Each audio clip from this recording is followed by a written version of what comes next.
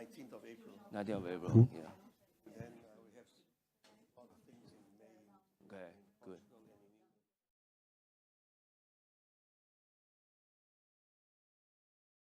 So, acho que podemos começar.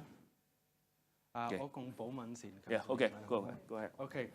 Muito obrigado a todos por estarem presentes. Uma palavra de agradecimento, claro, à Fundação Rui Cunha, parceiro fantástico e que tem desempenhado um papel muito valioso aqui em Macau e com quem nós temos trabalhado e agora nesta primeira iniciativa que esperemos que seja de uma série de conversas, palestras, mesas redondas sobre temas que nos dizem respeito a todos. E nós optámos por começar por um assunto que, bom, olhando para o título, é bastante óbvio porque é que nos diz respeito a todos e a nossa presença aqui e ao futuro da região.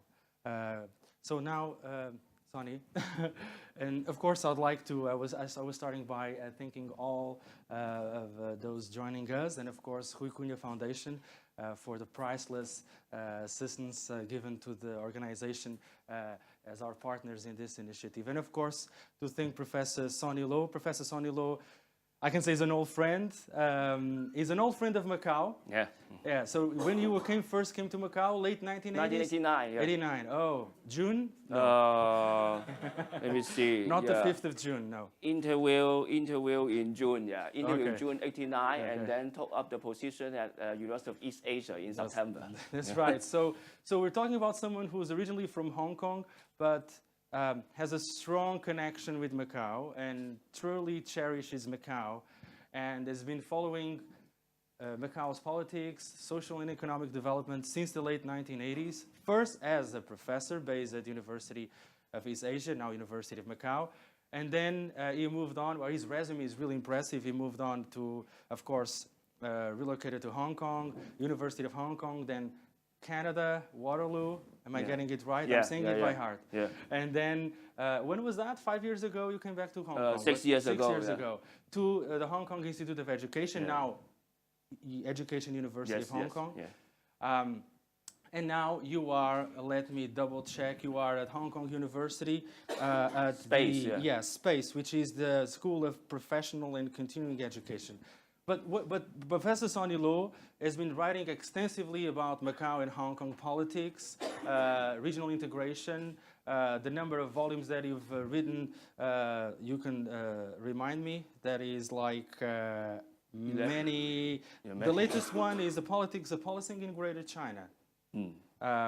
Also, we have Hong Kong Indigenous Democracy in 2015, Politics of Cross-Border Crime in Greater China, Political Change in Macau in 2008, etc. So I would say out of the political scientists based in Hong Kong, you are one of the top authorities with regards to Macau and the way you look at the Macau SAR. Of course, this talk, and this is not a coincidence, or could be regarded as a fortunate coincidence, is the fact that, of course, I first thought about bringing Professor Sonny Lo because we have the Hong Kong Chief Executive election, which is going to take place on the 26th of March. But when I was preparing this, and I came across Premier Li Keqiang's speech at the opening of the National People's Congress, his opening speech talking about the Hong Kong, Guangdong, Macau, Greater Bay Area City Cluster. Did I get it right? Yeah, yeah. That's, we have to get used to this because I think we've been witnessing a lot of people, some would say, paying lip service, so to say, to this concept. Well, and this sets a great and perfect background for our talk. So without further delay, a big hand for Professor Sonny Lo, and thank you very much for joining us. Okay, thank you. Thank you, Jose, for inviting me to give a talk to all of you. My talk will not be long, so I would like to take more questions and interact with all of you. Now, first of all, we have to observe the most recent annual report of the PRC government on Hong Kong and Macau, because in this report delivered by Premier Li Keqiang, the idea of the Greater Bay Area, the so-called, 大灣區, right, 大灣區, right, has been mentioned. And this area has important implications for Hong Kong, Macau, and Taiwan from now to 2047 and 2049. And this concept is, I think, representing a process of deeper economic integration between Hong Kong and Macau on the one hand, and also Guangdong province on another. Now, for this Greater Bay Area concept, or 大灣區, right, 大灣區, actually it originated from the concept of 一體化, 一體化, right, long time ago, or in English, one body integration, tracing back to the year 1996, because 1 year before Hong Kong's return to China, there were some Shenzhen scholars mentioning this idea of 一體化. But the idea was not well received at that time, very hard for some people of Hong Kong to swallow. I still remember that in 1996, I presented a paper on Shenzhen and its economic integration with Hong Kong at the University of Hong Kong at that time, and it was not well received at that time. Perhaps the idea was too new.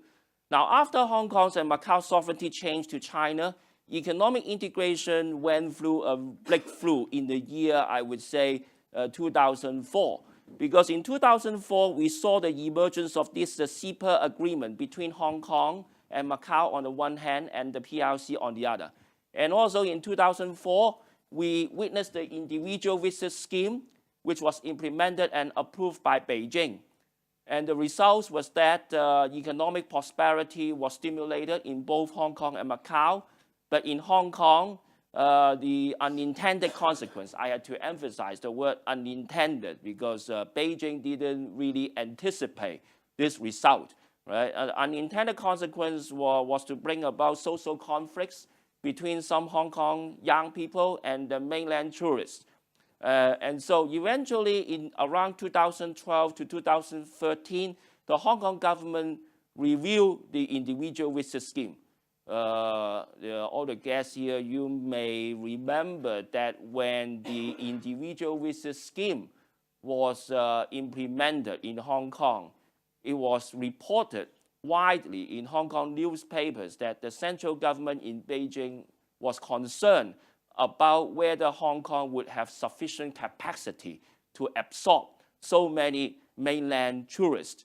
But at that time, the Hong Kong government said, well, after the SARS crisis, we embrace mainland tourists to stimulate the economy, right? So later on, it brought about lots of social conflicts.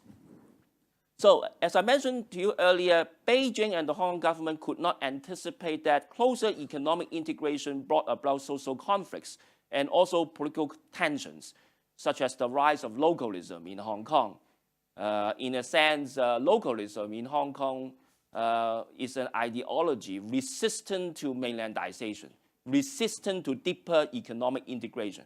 Macau was in a better situation because of the stronger local Chinese identity and a weaker sense of localism. So in terms of economic integration models, you can argue that Macau is different. Macau is going one step further and even smoother than the case of Hong Kong.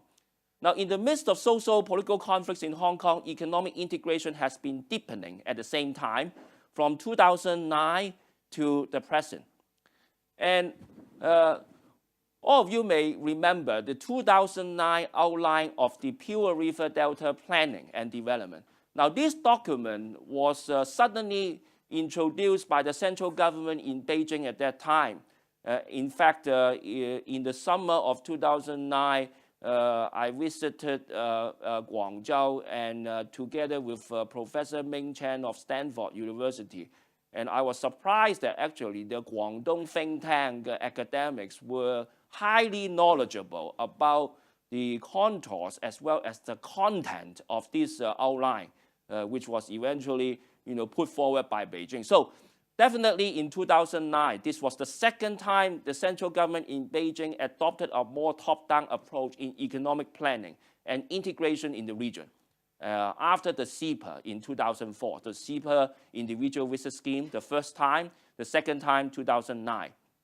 And then in 2011, we saw the 12th five-year plan implemented by the Chinese government, announced in the NPC meeting that year. And it mentioned Hong Kong and Macau's deeper cooperation with the mainland, just 2 years after the outline was published. And then in 2016, the 13th five-year plan mentioned for the first time the idea of Greater Bay Area, but it was gone basically unnoticed by the Hong Kong media and the Macau media. Right? In fact, I went to the mainland journals to search the key term, Greater Bay Area. There was very few academics mentioning this idea. It seems that actually the idea came from the government think tanks. The academics, only a few academics in Guangzhou talk about city clusters. There was an academic from Sun Yat-sen University talking about city cluster. In 2017, Beijing adopted another top-down planning approach, the third time, I would say, in economic integration in South China, by saying that the idea of Greater Bay Area will be studied further. Ladies and gentlemen, the key word is study, meaning that Beijing is open to the idea that Hong Kong and Macau will provide inputs and suggestions to how the Greater Bay Area will be implemented. Guangdong Governor Ma Xingrui expressed his support immediately, one day after Premier Li Keqiang mentioned this idea, and he hoped for a coordinating mechanism to be established by Beijing in view of the tax systems differences between Hong Kong and Macau and Guangdong, and also the legal differences between the three places.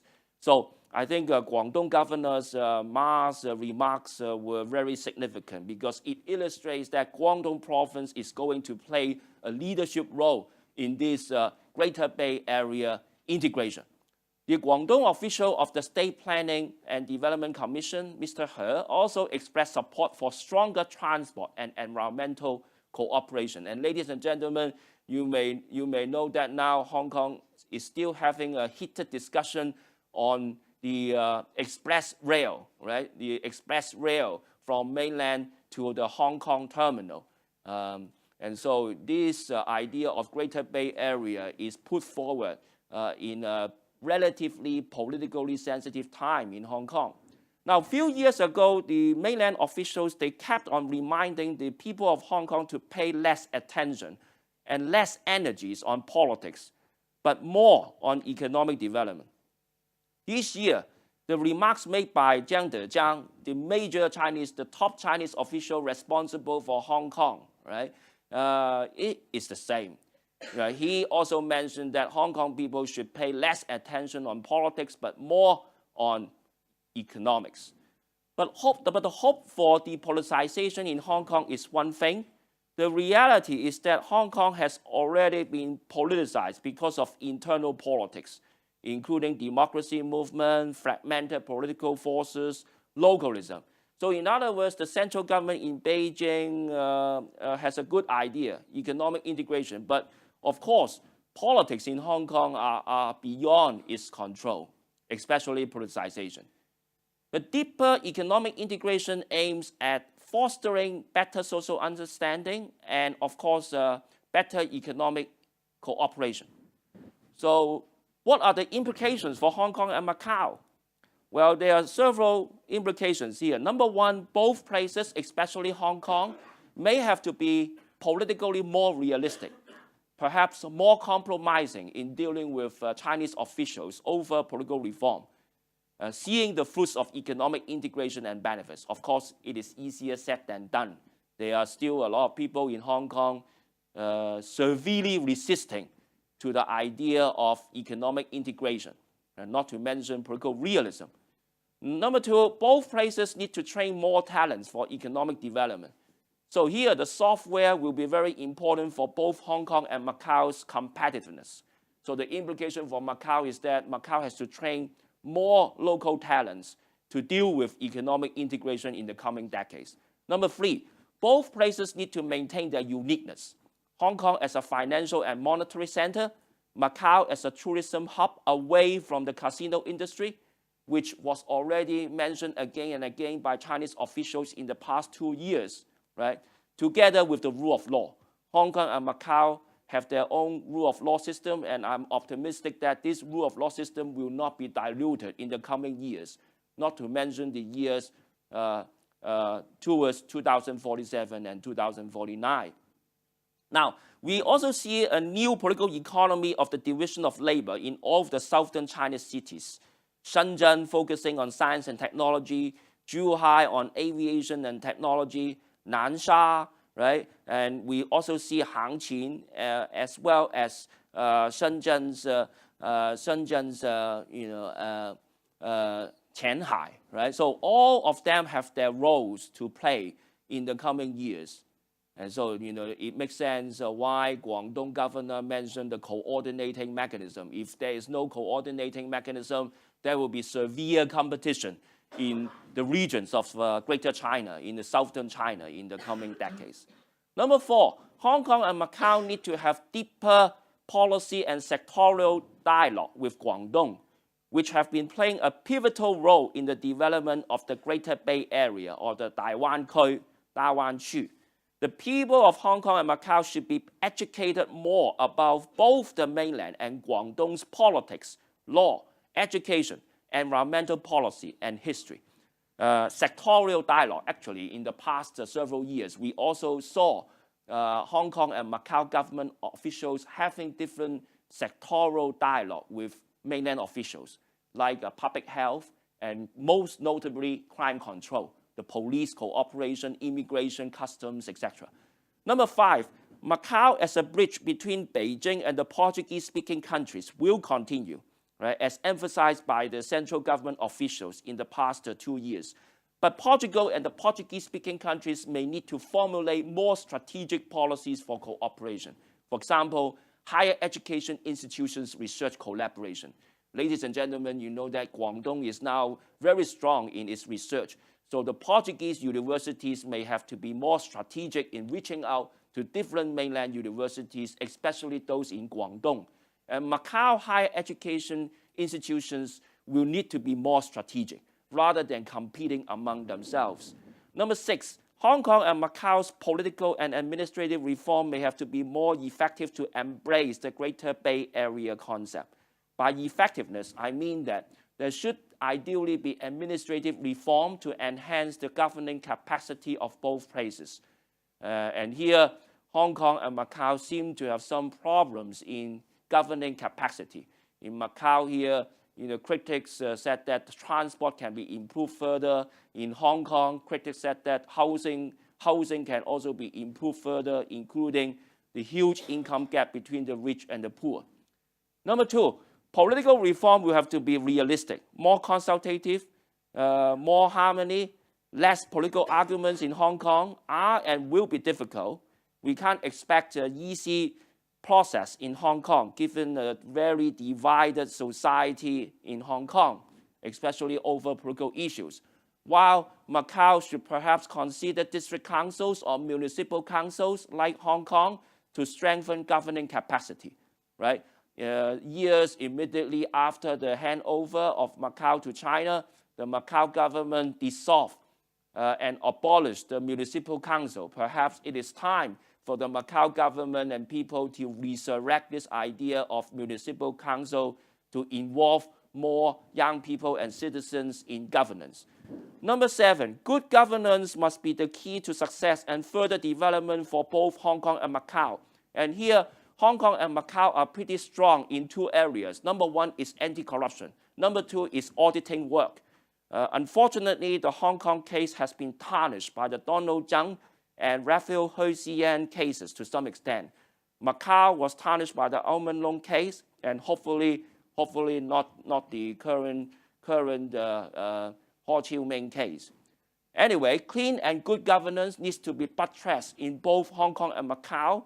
positioning both places as a model of governance for mainland China and even Taiwan. As I mentioned to you earlier, the auditing tradition, the auditing commissioner in both Hong Kong and Macau are doing well, and this must continue because in mainland China, the mainland Chinese government is also emphasizing good governance and accountability. The mainland Chinese government under President Xi Jinping has been implementing anti-corruption and also auditing work, targeting at different government departments aggressively. The specialness of the rule of law in both Hong Kong and Macau must be strengthened through educating more young people and law students as well as court judges on China's legal system and values. Chinese law programs may need to be deepened and publicized further at the mass level. And in fact, I think that in Macau, the continuing education chances are vast. Continuing and professional education in Macau should be deepened further in the coming decades. Number 8, collaborative dialogue and communication between Hong Kong and Macau on the one hand, and mainland government departments in Guangdong and its other cities like Dongguan, Xiuheng, right, Shenzhen, Zhuhai, Nansha must be enhanced, especially in transportation and environmental protection. Here, Hong Kong and mainland China are now cooperating to deal with environmental pollution. Right? So we hope that there will be a cross-border clean air and pollution control must be enhanced. More student exchanges between Hong Kong and Macau and mainland schools, universities, organizations must be fostered to maintain our competitiveness. You may have noticed that Macau secondary schools have organized many student exchanges. Hong Kong is lagging behind, and Hong Kong is now starting to catch up. And in the coming decades, such student exchanges will have to be deepened. And number 10, existing research think tanks must be strengthened. Hong Kong think tanks appear to lag behind the central government's planning and development strategies, so as Macau. Although the Central Policy Unit of the Hong Kong government and the Chief Executive Research Office in Macau have been strengthened, still their research needs to be improved or consolidated by having more far-sighted planning and also by hosting more seminars with mainland think tank members and policy planners. I don't think that Hong Kong and Macau are doing enough in B, hosting more seminars with mainland think tank members, and this should be done more in the coming years. You may have noticed that in Guangzhou, in Shenzhen, just several days ago, the liaison office legal advisor from Hong Kong, Professor Wang Zhenmin, formerly a Tsinghua University law professor, he went to Shenzhen and he participated in the first founding ceremony of the Shenzhen Guangdong Association on Law Study on Hong Kong and Macau. And Professor Wang mentioned that there should be more legal exchanges between the mainland law professors and legal experts and also the counterparts in both Hong Kong and Macau. So I think all these exchanges will have to be enhanced. Now, will the one country, two system develop into a new system in 2047 and 2049, ladies and gentlemen? With 30 years to go for Hong Kong to arrive at 2047 and 32 years for Macau to reach to 2049, economic integration will be far more profound and much faster than ever before. Hong Kong and Macau will surely be well positioned to be integrated deeper into a new economic region of southern China, with Guangdong as the locomotive, while Fujian province is interacting with Taiwan economically, although the current Beijing-Taipei relations are strained temporarily. So Taiwan is now governed by the DPP, Democratic Progressive Party. So in the past year, we couldn't see any breakthrough in Beijing-Taipei relations. Having said that, Beijing's think tank is very smart. Beijing continues to go ahead with the economic integration in southern China, regardless of the pace of dialogue between Beijing and Taipei. So what is the implication? The implication is that Beijing is waiting for the possible return of the KMT, the Nationalist Party in Taiwan, sooner or later. 5 years, 10 years, 15 years, it doesn't matter. What is matter to Beijing is to deepen economic integration in this region. So will there be a new one country, one system in 2047 and 2049? Right? China is moving towards capitalism by 2047 and 2049. Will China become capitalistic, or will China retain the mixed socialist and capitalist model? Will China converge with Hong Kong and Macau, or will all these places continue to diverge? I put question marks here because nobody can answer all these questions. We do not know now. But one thing is certain, ladies and gentlemen, economic integration, which is closer, it will lead to a new economic union with Greater Guangdong as the hallmark. But the legal and value differences will persist in the Greater Bay Area. So if you ask for my predictions for Hong Kong in 2047 and Macau in 2049, my prediction is that scenario 1 will be quite likely. That is to say, renew the basic law for some years. How many years? I don't know, because there will still be lots of discussion around the year 2037 and 2039 on both Hong Kong and Macau. And secondly, the new economic union will likely be named or even be integrated into the basic law, regardless of the scenario 1 or 2. 1 and 2 both are aiming at Taiwan in the long run. So what will be the implications for Taiwan? The late Deng Xiaoping said that one country, two system will be a temporary measure aiming at Taiwan in the long run. Taiwan will be the next target sooner or later, as Hong Kong and Macau are integrated deeper into southern China in a much faster and deeper manner than what we have anticipated. The region here will perhaps be very similar to Bismarck's creation of a customs union before the Prussian states were reunited into Germany. Of course, here in the case of the German customs union, they abolished all the tariffs. Tariffs is not the issue here in the economic integration in southern China, but it will be similar to Bismarck customs union in the sense that the central government in Beijing is trying to use this economic union to reunify Taiwan in the long run. So will Taiwan's integration a matter of time? Despite the current frosty relationship between Beijing and Taipei, the deeper economic integration of Taiwan into the southern regions of China or the Greater Bay Area will be a matter of time. Ladies and gentlemen, you may have noticed that mainland leaders and officials in the past 2 years have seldom used the term one country, two systems to appeal to Taiwan for reunification. Instead, the mainland leaders are emphasizing common cultural bonds, common cultural values to appeal to Taiwan for reunification. So probably a sort of economic and cultural union will be formed. The idea of economic integration of Hong Kong and Macau into Guangdong has political motives. Number one, the expansion of Beijing's One Belt, One Road concept into a reality. Number two, the enhancement of political realism in both Hong Kong and Macau. Of course, it is easier said than done, especially in the case of Hong Kong. And number three, the increasing thrust on Taiwan to join this economic union sooner or later, with or without political dialogue with Beijing. So ladies and gentlemen, let me come to the conclusion and then we can have discussion. There are 3 major points here. Number one, the current Greater Bay Area concept symbolizes the 3rd time the central government in Beijing adopts a top-down approach in economic planning in southern China, embracing both Hong Kong and Macau. First time, as I mentioned to you earlier, was in 2004. Second time, 2009, outline on the Pearl River Delta planning. This is the 3rd time. Secondly, Hong Kong and Macau must strengthen their competitiveness, uniqueness, and governance while embracing the concept in a proactive and realistic manner.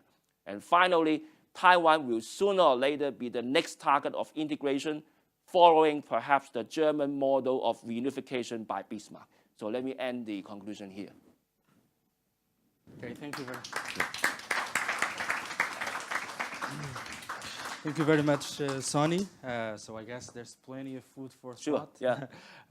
I can imagine that many of you would like to throw in a question. I will use my prerogative as moderator or host to jump in and ask you about.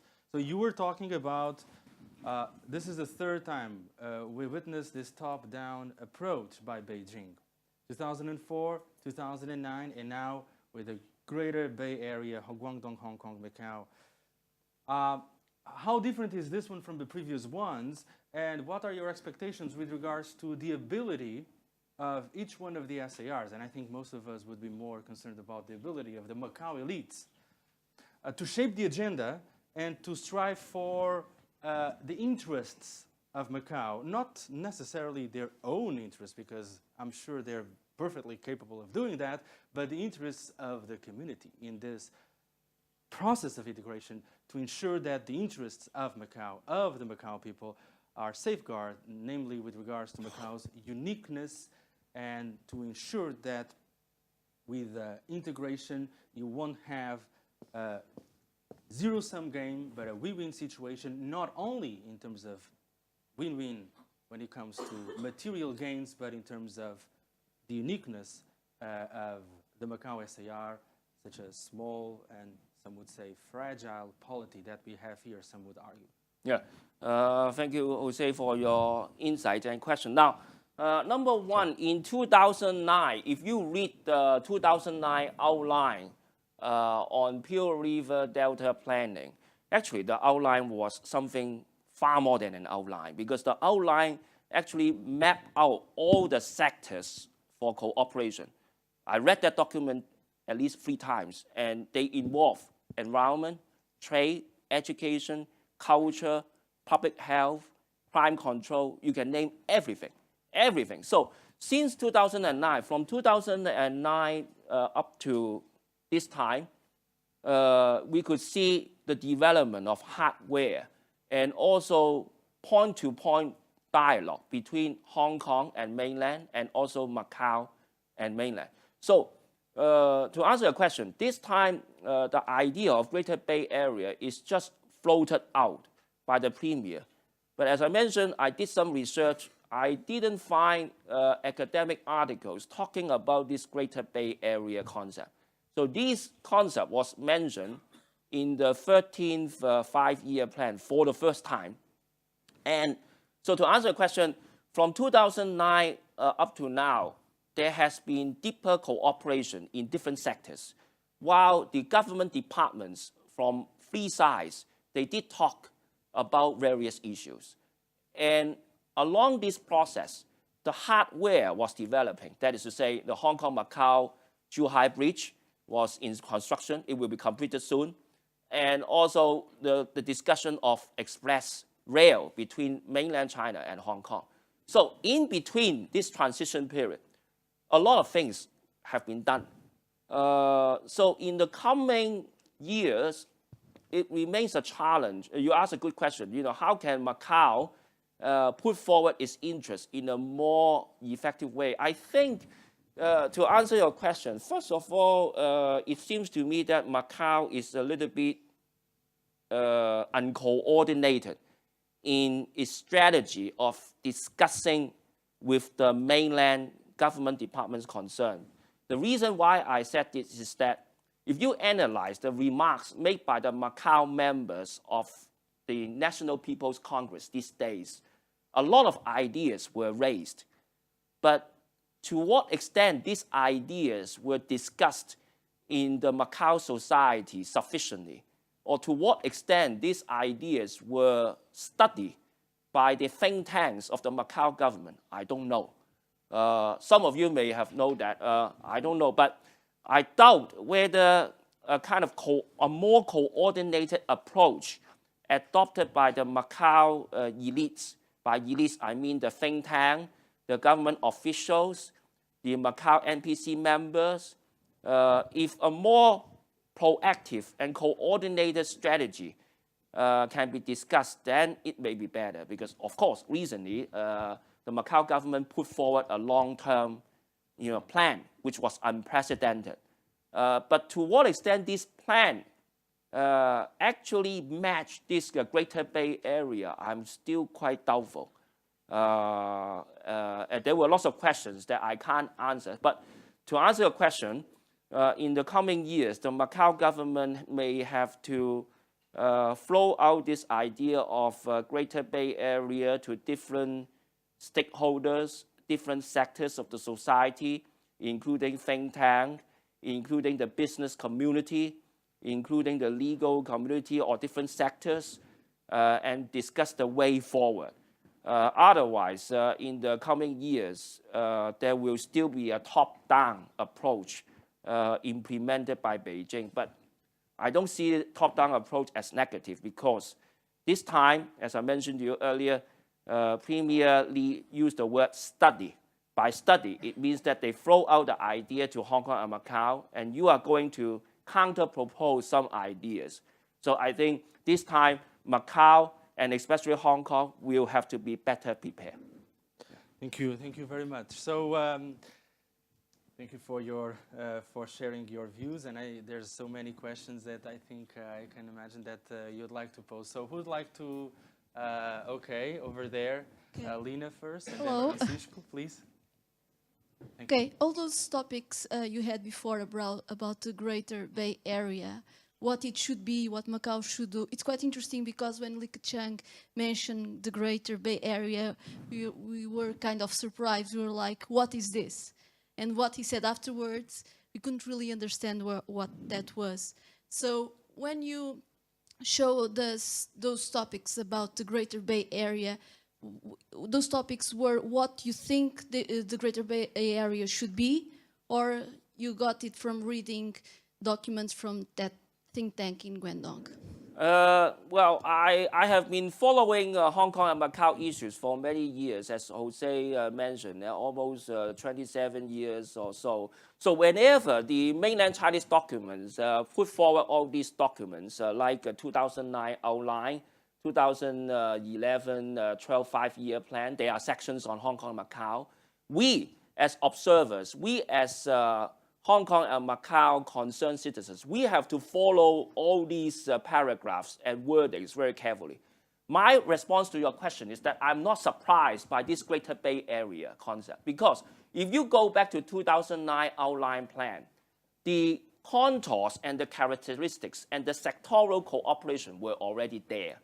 Okay, so in mainland Chinese policy making process, they do things like this. First of all, they have an idea.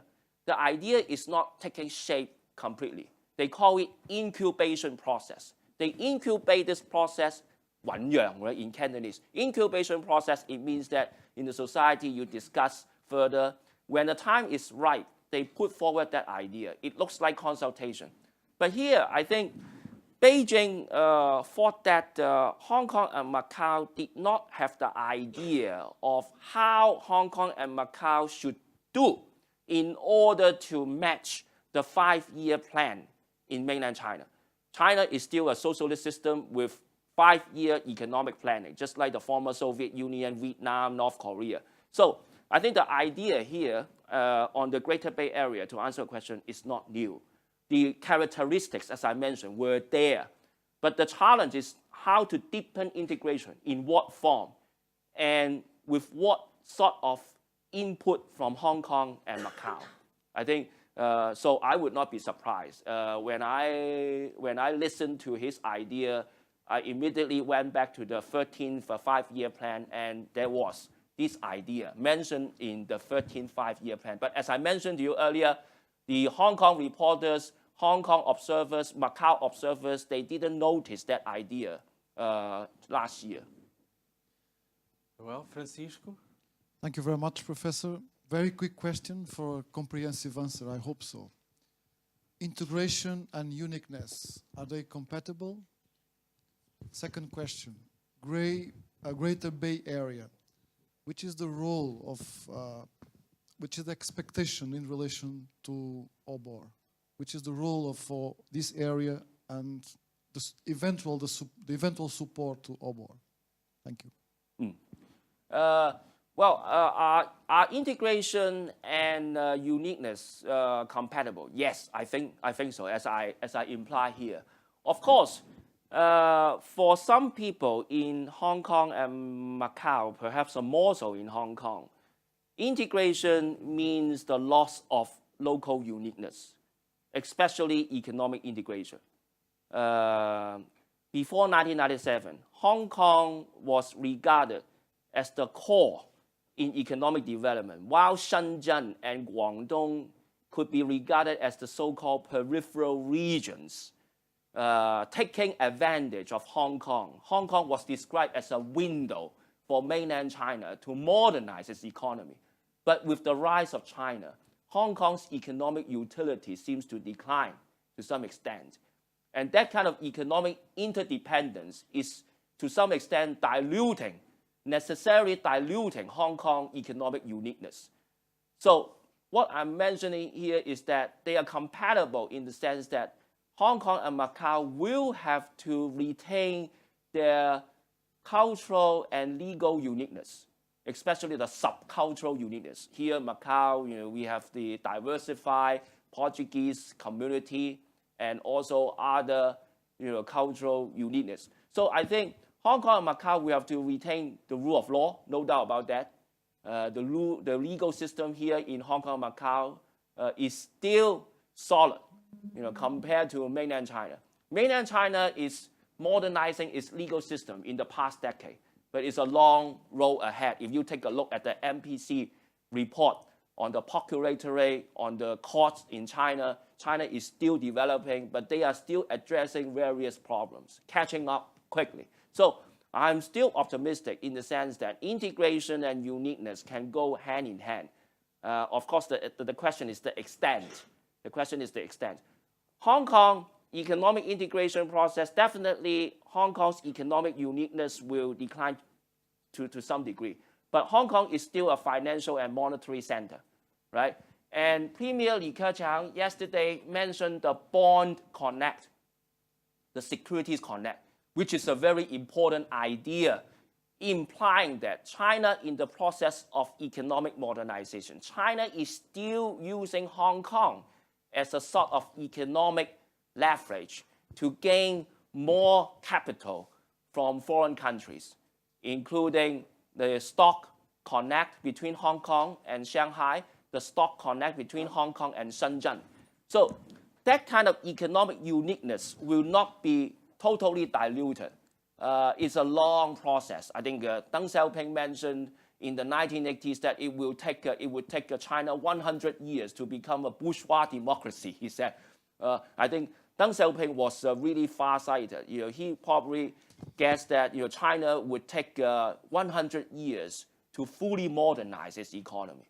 So I think to answer a question, the first question, economic integration and uniqueness, they are compatible.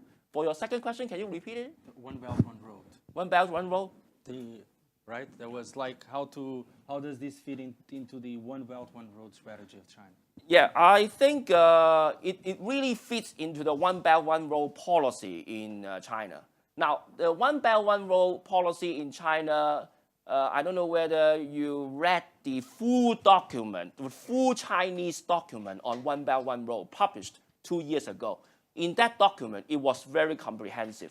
But there was one major similarity with all these documents on outline, economic integration. The commonality is that China is adopting a sectoral approach in regional economic integration within China, between mainland China and Hong Kong, Macau. And for countries outside China, they are also using this sectoral approach.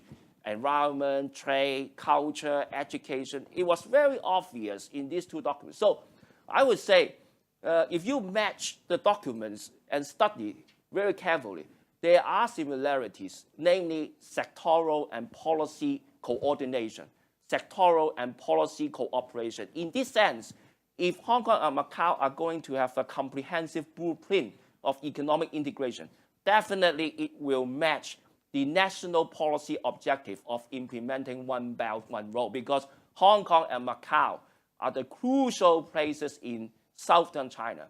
That was the reason why the central government in Beijing emphasized that Macau should be a bridge between Beijing and the Portuguese-speaking countries. It's very similar, yeah. Well, Albert, please. Okay, Albert Wong from City University of Macau. Good to see you again, Sonny. An observation, actually, about the situation.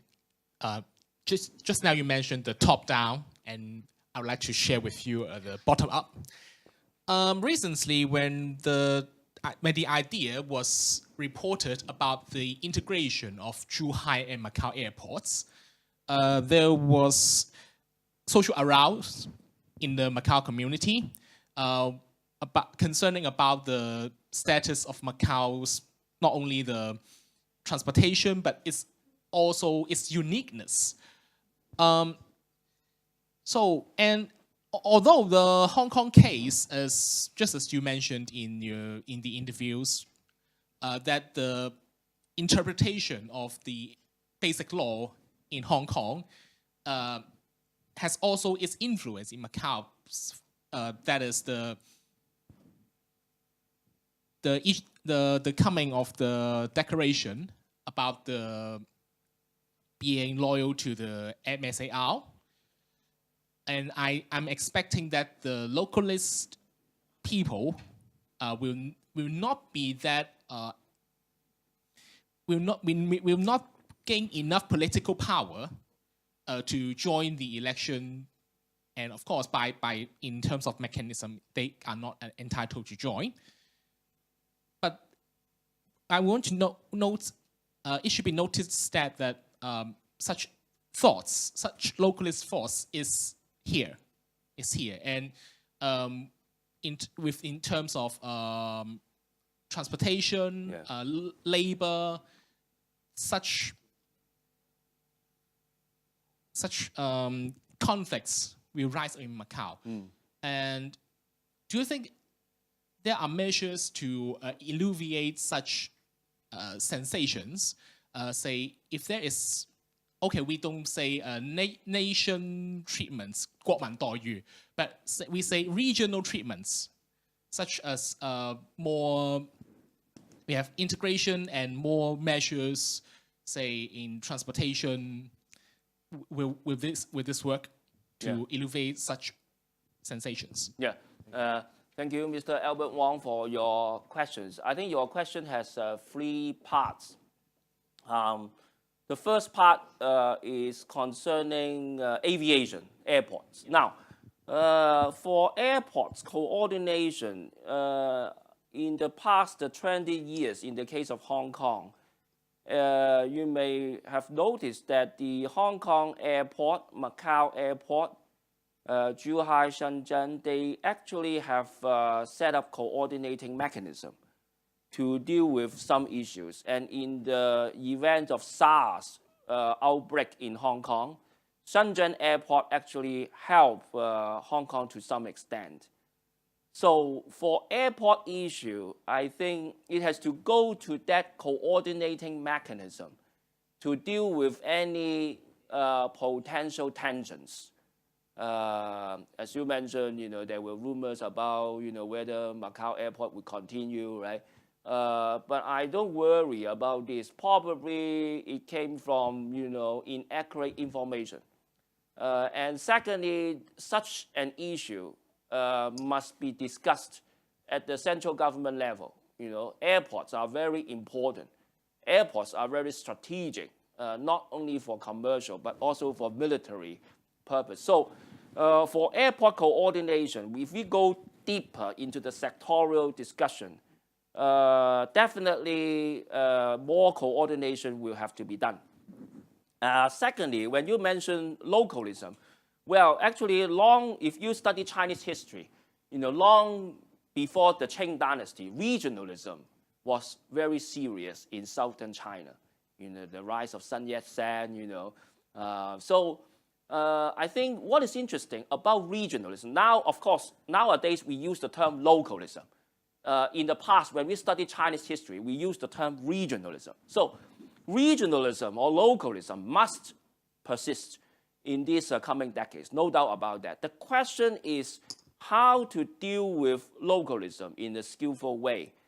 But the Beijing way of dealing with regionalism is to set up the political bottom line in a very clear manner, just like the strong reaction to the two young legislators' oath-taking controversy in Hong Kong. And we could see the National People's Congress Standing Committee immediately interpreted the Basic Law. So on regionalism or localism, Beijing's bottom line is pretty clear. Number one, Hong Kong and Macau, may have some degree of localism, but it cannot challenge the political loyalty to Beijing. And number two, localism can also flourish, but alongside with localism, economic integration. Of course, Beijing officials don't say it explicitly that through economic integration, we hope that your localism will be diluted. They don't say it. But in the process, as a kind of observer, I think the hidden motivation is to dilute regionalism or localism. Thank you. More questions? Tiago, and then Paulo.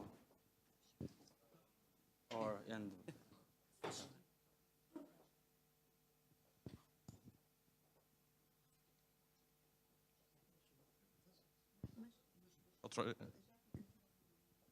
try to be quick. Picking up on what you just said about airports and what you said earlier about the integration of Hong Kong versus what is happening politically at the local level in Hong Kong, I put forward the question, for example, the Zhuhai Airport, a major shareholder is the Hong Kong Airport. The Beijing subways, the major shareholder is MTR from Hong Kong. Hong Kong has a pivotal role in outbound investment from mainland China, is the financial services. The way I see it, the Hong Kong economy and its prospects for the future are deeply embedded in China and the China development plan. So that integration for me exists and is the way forward. Yeah. Now, you were mentioning the identity and focusing on the financial market. I don't see any competitor in China for the following years with the reputation, with the experience of Hong Kong, with all the major institutions, financial institutions and so forth in Hong Kong. So I ask, in the One Belt, One Road project, isn't there a pivotal role for Hong Kong there in the whole strategy? Yeah. Thank you for the question. Definitely, Hong Kong is still playing a sort of window role or pivotal role for China's process of, if you like, using Marxist terminology, accelerating the development of productive forces, to use that Marxist terminology. So in the process of China going to use a capitalist means to develop its socialist economy, Hong Kong's economic utility is still there. No doubt about that. I'm quite optimistic. But having said that, China also has security concerns. If you take a look at China's recent months to control money flow from mainland China to the outside world, including Hong Kong and Macau, China is also deeply concerned about the loss of capital, especially capital flight from mainland China out to the overseas countries, including Hong Kong, Macau, Australia, Canada, other places. So in the process of economic integration, we will still see that, if you like, that socialist characteristics in China. That is to say, the state in the People's Republic of China retains the power to control money flow, to regulate the economy. So that is the reason why we see so many regulations, rules, coming up in China.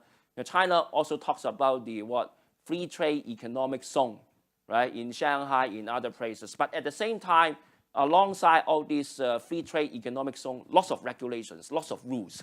So you can see this kind of contradictions. On the one hand, China is opening up. On the one hand, China is using Hong Kong continuously to capitalize its economy. But on the other hand, lots of regulations, lots of rules, lots of security concerns. So this kind of dilemma will still continue in the coming 30 years, no doubt about that, because I don't think that China will go completely capitalist. My answer, of course, I raised the question to all of you. I think that China is going to be a mixed economy. The question is the extent to which, how we define socialism and capitalism. So in the coming 30 years, the Chinese state, if you like, is still regulatory, is still interventionist in many areas, but at the same time allowing Hong Kong to play its full role. But the full role not to the extent of allowing capital outflow completely out of China. So you see that kind of dilemma, and that is very interesting. Paulo agora? Ou Dr. Rangel, peço desculpa. We have worked closely together in recent years in many projects, so I know your thoughts very well, and I have to congratulate you for your excellent work. And I hope that we have more academics like you doing more research, and not only research, but being able to answer to the public's concerns about what's going to happen in the coming years in China, in Hong Kong, and Macau. I have three very short questions for you. One is that, as we all know, the Hong Kong liaison office is always very nervous about new developments in Hong Kong, especially on the political side. How do you analyze the present situation in Hong Kong regarding elections? You think the liaison office is following things very closely? Are they very concerned about what's going on and about the results of the elections? That's one question. Another one is about your work. Was the Hong Kong academic community caught by surprise by this public announcement of the Greater Bay Area concept? Are you prepared now to go ahead in doing more studies, discussions, and conferences to go deeper into this matter? The third one is related to Macau. You mentioned the work of the local think tanks, the official think tanks. We don't know much about the work of the local think tanks, unfortunately. Do you think that the think tanks working for the government should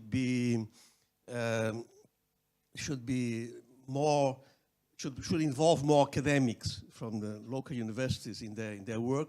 Should they reach out to the public more, or should they continue working as they have been working in recent years, serving the government alone? Should they open up more to the public or not?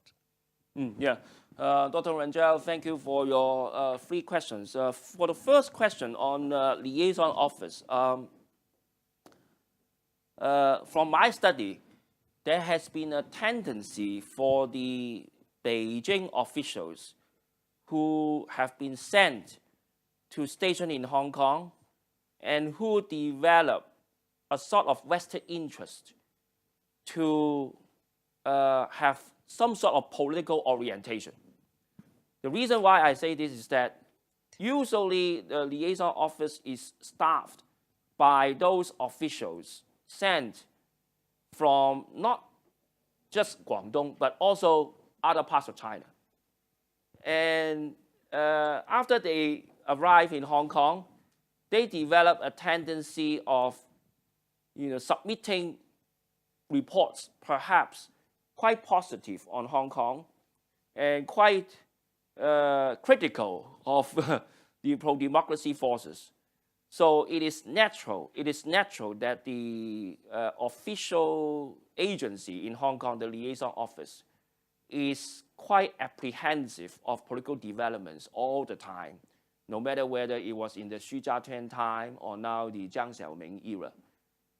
From my daily reading, because I developed a habit of reading all these so-called pro-Beijing or patriotic Chinese newspapers every day from the years I became a graduate student, because in the past, when I was studying in Canada, I was trained to read the Soviet newspapers, Pravda, right? And also the Chinese news reports almost every day to analyze the events. And I adopt the same methodology to study, if you like, the liaison office tendency and perspective on Hong Kong elections by studying Tai Kung Pao, Wen Wei Pao, Xiang Bao almost every day. Commercial Daily, you may not notice that Commercial Daily actually has some fascinating reports on the PLA occasionally. As a scholar following all this story, I have to study everything. And I don't use the internet version. I use the original newspaper version.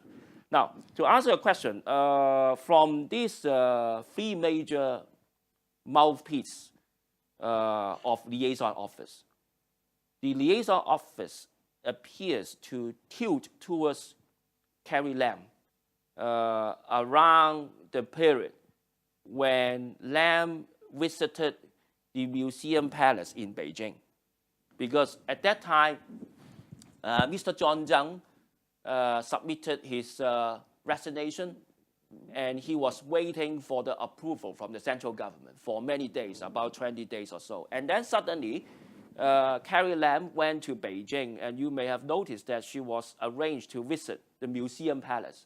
Now, that was a very important political symbolism in Chinese politics, because he was given that golden opportunity to bring the Chinese, Museum Palace to Hong Kong. And from that moment onwards, I noticed that the pro-Beijing newspaper have been launching an extensive campaign to support Carrie Lam. And another turning point, Dr. Wen Zhao, that I observed was the moment when some of the pan-Democrats publicly said that they would support the nomination of John Zhang as the candidate. Now, from that moment onwards, there were commentaries appearing in these pro-Beijing newspapers under the control and supervision of liaison office to criticize John Zhang. So if you study studying Hong Kong politics, it's just like studying Chinese politics, I would say. So from all this gesture, I think there is a kind of obvious tendency of the liaison office official supporting a particular candidate. But we have to be very careful, because none of the PRC top officials and leaders has mentioned any candidate's name. None in Beijing. Okay, so this is very interesting. Secondly, for the Greater Bay Area, I don't know the reaction from academics, but from my reading, the reaction from the business community is pretty fast, especially the pro-Beijing side. In Macau, we have witnessed a few NPC members voicing this idea and mentioning how Macau can deal with this idea yesterday or the day before yesterday. But I think it's too early for us to observe. Later on, there may be more academics being involved in studying this idea. I'm a kind of independent academic, not affiliated with any party, not affiliated with the government. So, in this sense, my research is pretty free. And finally, your question is on, local, here, the local think tank's operation is a myth. But from what I observe, of course, the local think tanks affiliated with the government should reach out further to the community to discuss a whole range of issues. But I think they had some attempts to reach out the community, because several months ago, when the Macau government publicized the unprecedented plan forward, I think the plan on development and tourism, the think tank members reached out and consult the community. But to what extent the community really knew about the plan, we don't know, because public opinion surveys in Macau are still not fully developed. So my suggestion to Macau is that maybe the unofficial think tanks, the think tanks unrelated to the government, can do a little bit more so that there would be more dialogue with the government, more inputs into the government. What is interesting in Macau is that the civil society think tanks are not very strong, partly because, I don't know, partly probably because of the funding, partly because of the expertise, or partly because of the media exposure. But in the coming years, with the rise of the internet, I think even maybe the Portuguese community, Macanese community, and the Chinese community can cooperate together to pool the talents into a more powerful think tank. I think the community has the potential to do so, and it should do so. I think because in the past 10 years or so, I haven't seen powerful think tanks publicizing their findings, relating the findings to the public, and reaching out to the public in a more proactive way. Yeah. Thank you, Professor. You used the expression political realism. I would like to ask you to elaborate on this concept and how much you think that Macau will or should compromise on a political level. I would also like to ask you if you can elaborate more on why you feel so optimistic that Macau will be able to keep its own legal system when it seems to me that we're getting signs pointing to the other way around. Like for economical rights, I will use the land law, and for political rights, maybe we can refer to the new electoral law. I see. Yeah, first of all, you have two parts, right? The first part is, the first part. On political realism. On political realism, for political realism, I have my own political bias. My political bias is that in the case of Hong Kong, the Democrats were politically unrealistic in 2015 by rejecting a political reform model proposed by the Hong Kong government and supported by Beijing. Because at that time, Beijing bottom line was very clear. The people of Hong Kong would be able to elect the chief executive, but on the condition that the 2 to 3 candidates would still be screened out by the election committee. The Democrats thought that this election committee belonged to an undemocratic model, so they rejected it. Now, in my opinion, as a humble scholar studying Chinese politics and Macau, Hong Kong for so many years, I think that Chinese politics, mainland Chinese politics, they must adhere more to centralism, to the democratic element. They talk about democratic centralism. Some people laugh at this concept, but I don't laugh at this concept because this concept was really practiced by the former Soviet Union and emphasized by China, even nowadays. If you want to deal with China politically and skillfully, you have to understand this principle in a more profound manner, meaning that China must stick to the principle of centralism a little bit more than democratic aspect. That was the reason why China supported that 2015 model and sold it to the Hong Kong people. But of course, the Democrats rejected it. So by political realism, to be frank, I believe that the people of Hong Kong should really understand the political bottom line of Beijing. The fact that the central government in Beijing allow people of Hong Kong to have universal suffrage, this was really a big concession. So by political realism, I hope that Hong Kong people would become more realistic, and next time, several years later, whoever will become the chief executive, Carrie Lam or whoever, then they would accept a not so good model, and then we work from a not so good model and improve it in the long run. Why? Because if Hong Kong can make compromise, Macau can follow suit. Because in Macau, legally speaking, the basic law doesn't really mention universal suffrage. So in Macau, the people of Macau, including local Democrats, may find it hard to have legal justification to fight for universal suffrage. If Hong Kong has one step further, Macau can go ahead, follow up. Having said that, it doesn't mean that Macau doesn't have the room to maneuver, doesn't have the room for political imagination or creativity. In the short run, I think the Macau government should rethink the idea of resurrecting the municipal councils, which to me, when it was abolished after 1999, it was a big mistake. because I don't understand why the government abolished the municipal council, because the municipal council had important functions of political representation. It had political function of consulting members of the public. It also had the function of stimulating participation from the youth and also grooming young leaders in Macau. So I personally hope that the Macau government can still have some middle-term solution or intermediary solutions to deal with political reform in a far more imaginative way. And for the final question, sorry. Yeah. Rule of law.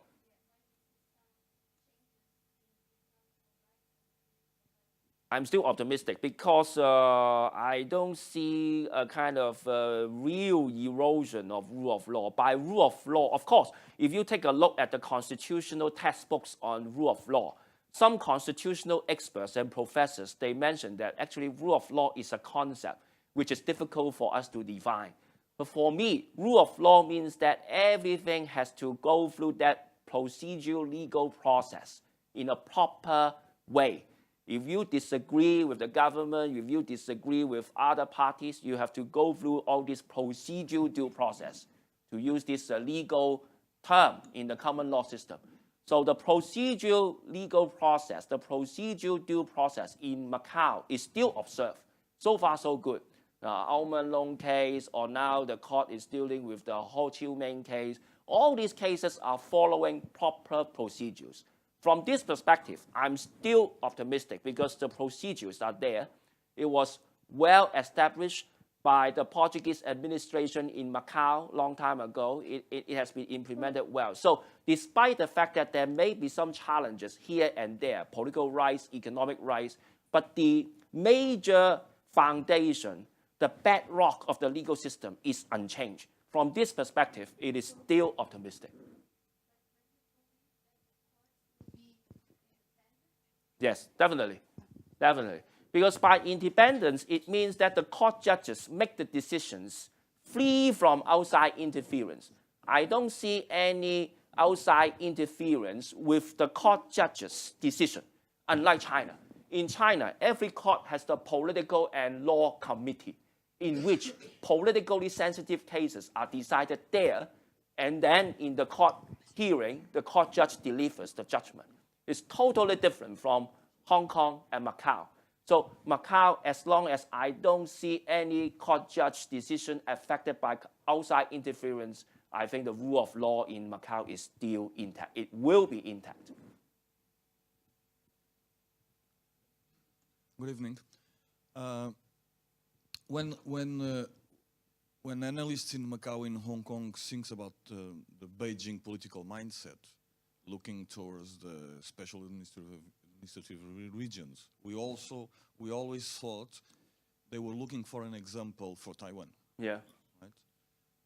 And we always thought also that Beijing would also be looking for advantages in the westernized systems, eventually to include also in China. But what we see now is basically China trying to explain the special administrative regions, what are their limits. We don't listen to interesting discussions about what do China wants from these systems for itself. Right? That's one question. Is it changing? Is it the new leadership looking at Deng Xiaoping reform in a different way, or not? What is happening on that field? Second question is, when you speak about democratic centralism, which was the word I was trying to ask you to understand, is it the message Beijing is sending to Taiwan? Is it the proposal they will have it in the end? No, two issues. Thank you for your insight. Number one, I think when China has been rising in recent years, there has been a kind of mentality in the Chinese leadership that the so-called Chinese uniqueness, politically, economically, and culturally, will have to be maintained. So Hong Kong and Macau, historically speaking, underwent that westernization process, if you like this term, westernization process, for 100 years, over 100 years. And if you want to study Chinese politics, the Chinese leaders have that mentality. Number one, they tend to be very apprehensive of foreign influences.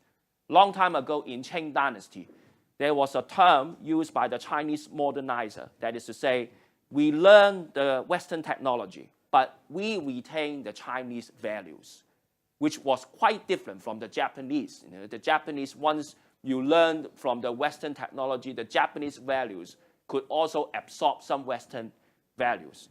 So this kind of mentality, that is to say, you know, Chinese values as the major foundation, Western technology as the means, can still be seen in China today.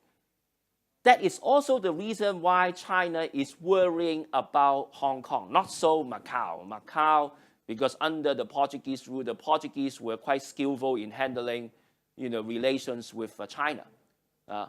Hong Kong is a more pluralistic place politically and more contentious, more quote-unquote politically subversive, end of quote, according to the Chinese perspective, mainland Chinese perspective. So that is the reason why you haven't, you know, seen that kind of Chinese officials emphasizing what we want to retain, the Hong Kong uniqueness.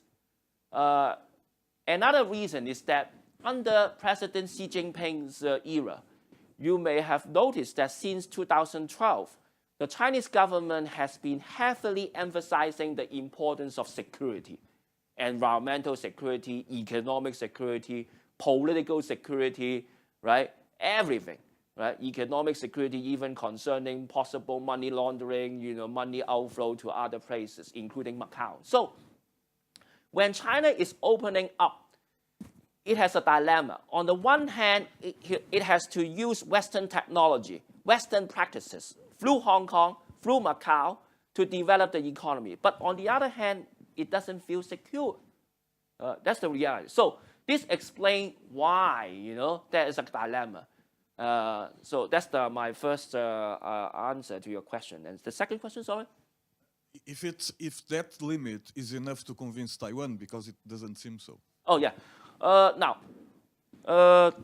Beijing doesn't use the concept of democratic centralism to talk to Taiwan. Instead, Beijing adopts a kind of more sophisticated approach to deal with Taiwan. Number one, they adopt the united front strategy to reach out to the politicians in Taiwan, no matter whether you are from opposition party or from the KMT.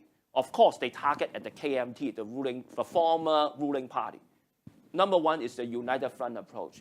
Number two, Beijing, as I mentioned earlier, has no longer mentioned one country, two system when it talks to Taiwan.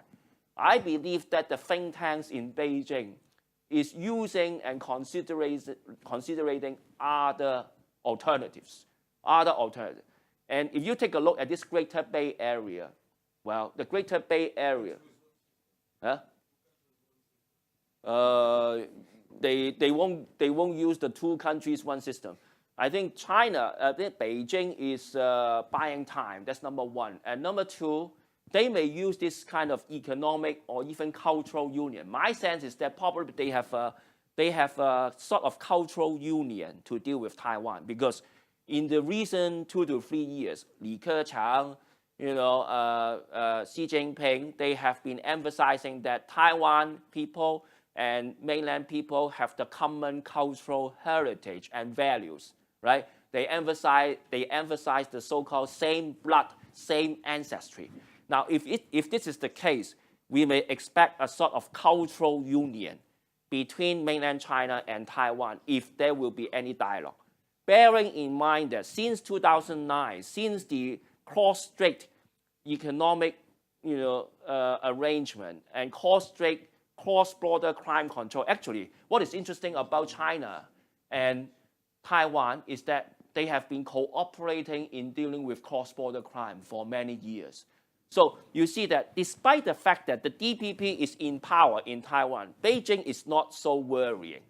Beijing is still deepening economic integration, emphasizing cultural commonality between the two places and buying time. So when they talk to Taiwan, the tone and the content, if you like, will be totally different. Whether it will be new wine, new bottle, I think it will be quite likely. Definitely not the one country, two systems. Yeah. Now, yeah. Tá bom. Okay, just the one question about Taiwan again. Yeah. What do you think about the main international countries support Taiwan? How will be how roles they will play concerning that integration you're talking about? Yes, I think they are still, for the countries cooperating with Taiwan, they are now under tremendous pressure. You may have noticed that some countries like Gambia recently have been under Beijing's enticement to change its political support from Taiwan to the People's Republic of China.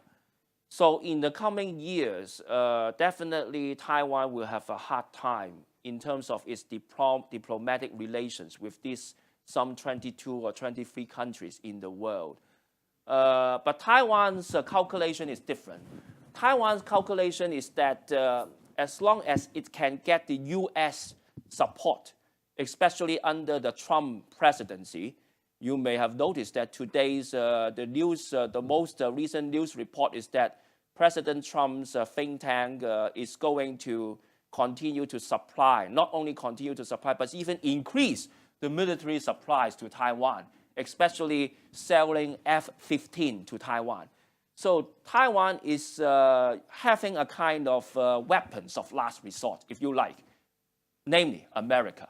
The fact that Tsai Ing-wen could have a phone call, chatting with Donald Trump, right, several months ago was a shock to the mainland Chinese government. So to go back to your question, in the coming years, those countries supporting Taiwan will have a hard time because China's market is a huge one. How is Taiwan going to deal with these countries by using, if you like, dollar diplomacy? Whether this dollar diplomacy will remain effective remains quite a challenge. Yeah. And also the relation between Macau, China using Macau to the connection with the Portuguese-speaking countries. Is it really, is it a reality, or is just a kind of a tip, or some, China making something to have the good ambience in Macau. In a way, they say they preserve our uniqueness, our cultural uniqueness, they preserve our connection to Portuguese-speaking countries, but in reality, they don't need Macau to speak directly with Angola, with Mozambique, and with Brazil, as we see very often. So is this an effect, or is this a tip, or is this reality? Yeah, I think one can say that it seems to be a rhetoric, but I would see it in a more positive way because to me, when Beijing put forward this One Belt, One Road initiative, it was genuine. If you take a look at its document and follow-up actions, it was an attempt to make Chinese economy to become interdependent with other parts of the world, interdependent. And this interdependence mentality belongs to the ideology of neoliberalism. The neoliberals, if the Chinese were still governed by the Maoists, we would not see this One Belt, One Road idea, frankly speaking. So I would say that this One Belt, One Road idea put forward by China was a turning point, which might not be fully appreciated by outside observers. So to go back to your question, I think the question is implementation. The idea is there. Whether Macau can grasp that opportunity to reach out to Angola, Mozambique, other countries, well, it may be due to different difficulties. Maybe there are difficulties, I don't know, language, language experts. You don't have those students and experts knowledgeable about, Mozambique, Angola, In Hong Kong, I found very few students interested in African politics. I studied African politics a long time ago in Canada. So I think when I go back to this PowerPoint, I think Macau should really train the local students to be more knowledgeable, not only in China, but also in other parts of the world. Having that global outlook, having that Portuguese-speaking connections will be a plus, not only to Macau, but also to China.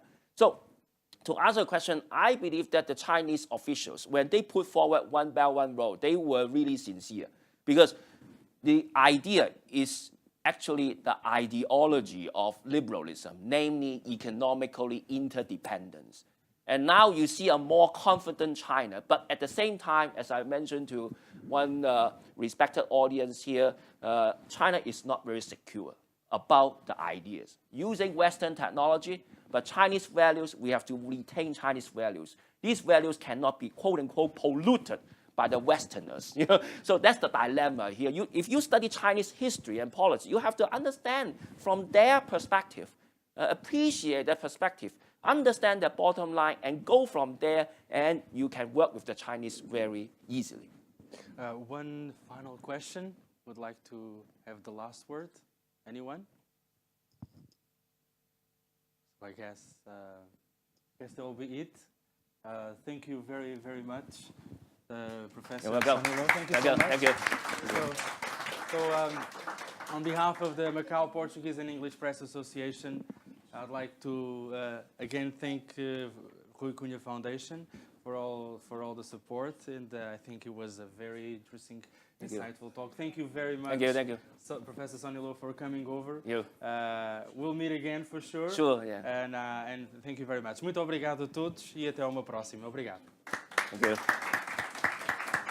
Very nice questions, yeah. Very nice to chat with all of you. Thank you.